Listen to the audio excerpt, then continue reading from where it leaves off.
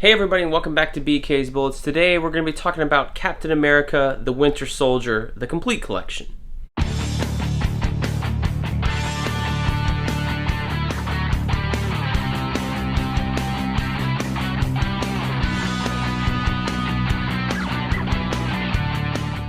Hey everybody, and welcome back to BK's Bullets. As always, I am your host, Brent. Now, today we're going to be doing a review of Captain America, the Winter Soldier, the complete collection.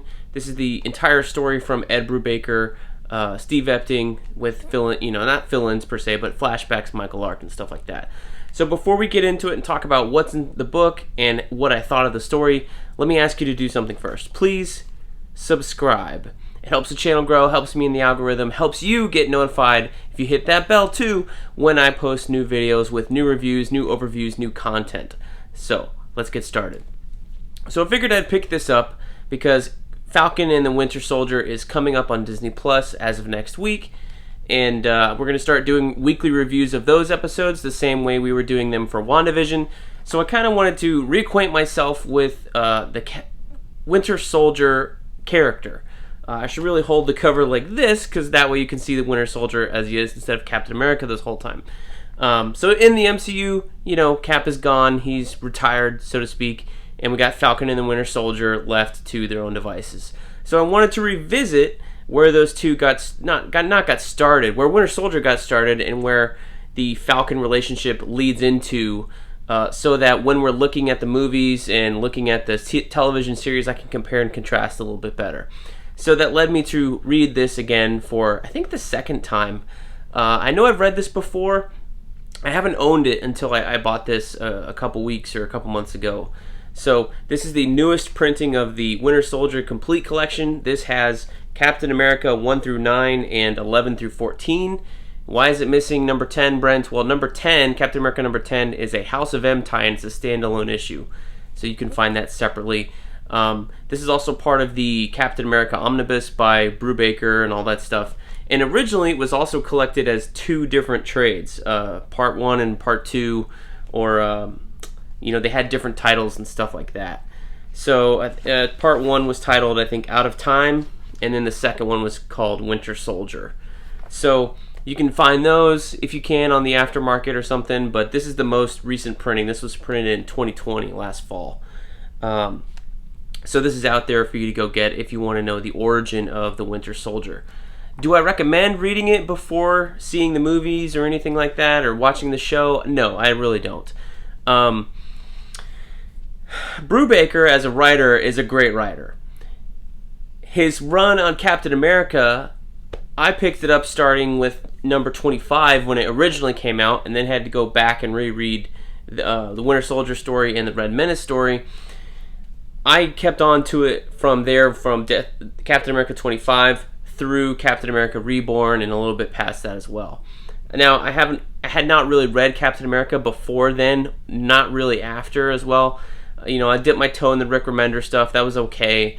I've dipped my toe in the Ta-Nehisi Coates stuff that's going on today. I really think that's subpar. To me, Ta-Nehisi Coates, he's a great essayist. He is a great writer himself, but he can't tell a compelling story. But maybe I'm getting it all wrong, and the entire thing Ta-Nehisi Coates is doing what Brubaker did, which is telling one long story, one long arc, and letting him collect little bits and pieces here and there.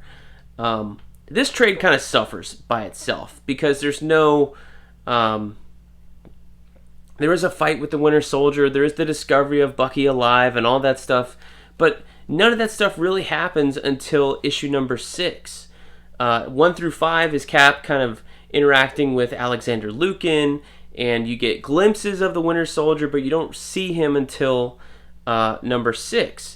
And then the second arc in this trade, called Winter Soldier, which is, I guess it's not even, it's like 7, 8, 9, 11 through 14, is really them dealing with the fallout of, is this Bucky? Is this the possibility true?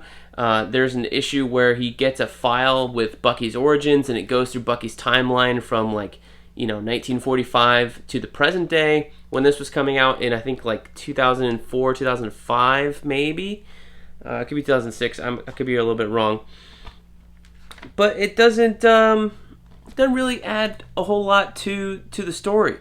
There's a lot of things going on in this book, and they all are tied together, but they're tied together so intricately that there's not really a main, like, A plot. Or is there... I mean, there is, but there's not a resolution to that plot in this book. And you would think in 13 issues there might be a resolution. I guess if you're saying, like, well, Brent, the whole thing about this book is that it's the mystery of the Winter Soldier. Who is the Winter Soldier? That is resolved, but not in a satisfying way. It is going to make you want to pick up the next trade, which is Red Menace. I have that right here on my reading to-do list. And then once this is here, we will do the Death of Captain America, this massive, thick omnibus they released. Or not an omnibus, but it's a thick trade. It's like 20 issues or something like that. It's humongous. But I don't think, again, that you could hand this to anybody and say, you want to know about Winter Soldier? Here, read this as Winter Soldier. And have them come back to you and say, wow, that was great. I really want to read more.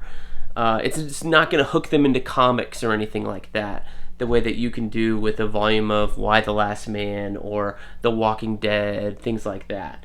They're going to be like, oh, okay, But really, if you really wanted to edit this down, you could do this whole story. I mean, this is 13 issues in here.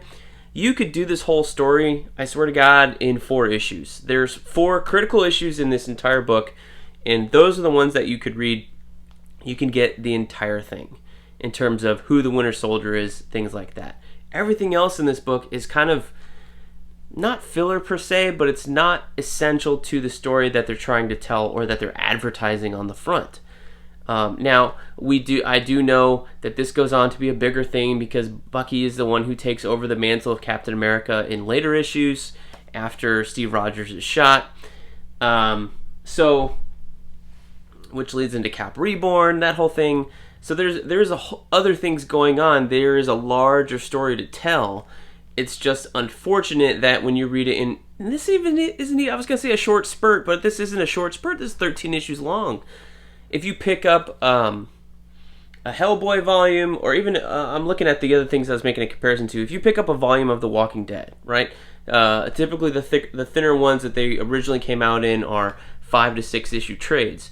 There is a storyline told through that trade, even though it's part of the larger Walking Dead saga, but you're going to get the beginning of a conflict, the middle, and the resolution of that conflict within that trade, unless it's like one of the bigger, I think like there was a couple wars in The Walking Dead, so maybe there's a part 1 and part 2.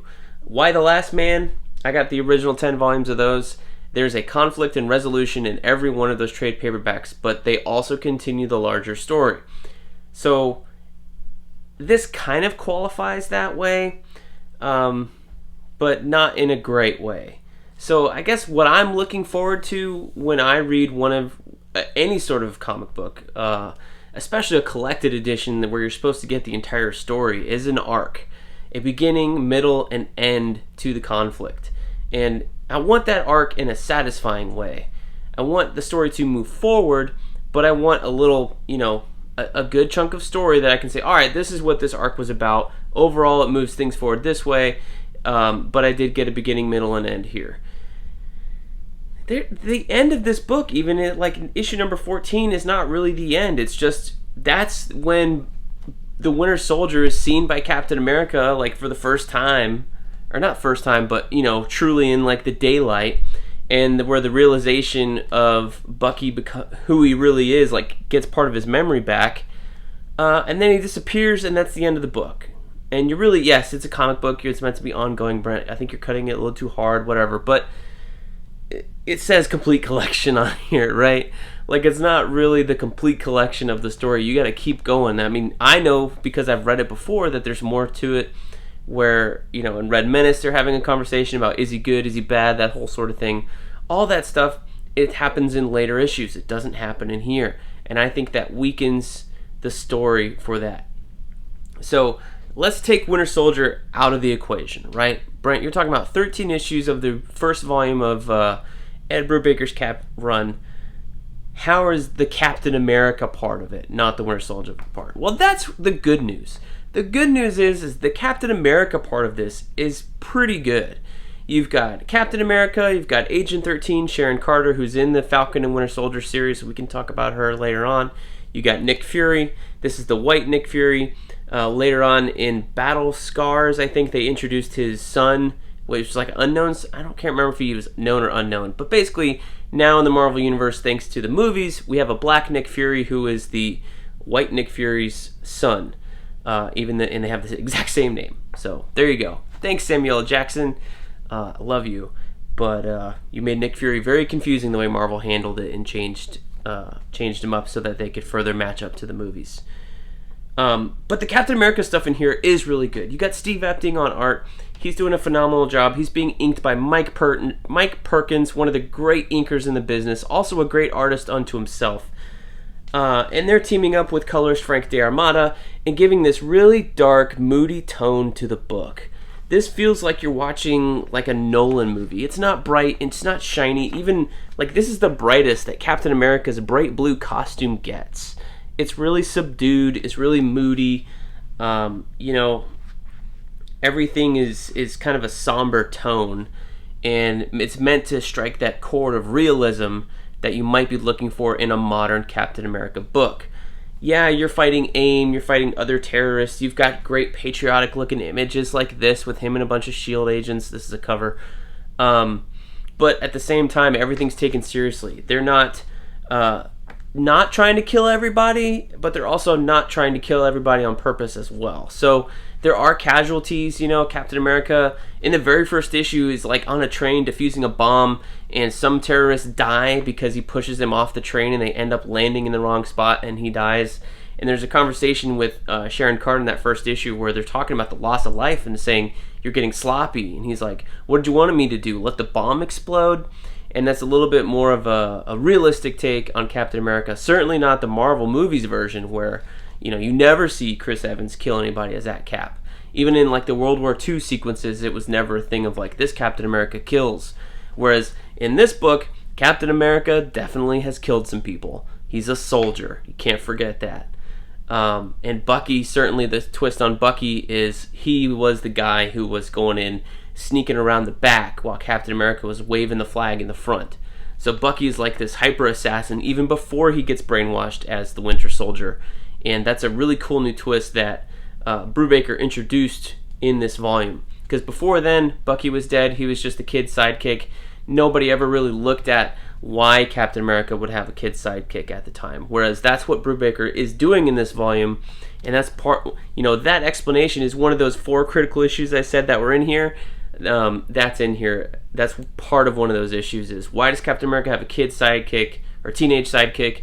It's more of like inspiring the young people to want to join the army and stuff, join the war.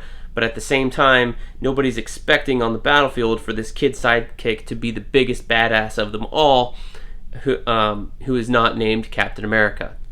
So that part about it is really cool. But as a standalone trade, it suffers. I think it does. Because you're left hanging, you're left wanting more, and even then, you're really reading it and going, okay, well, if this is called Winter Soldier and we're looking for Bucky, it doesn't really get started until the 6th issue.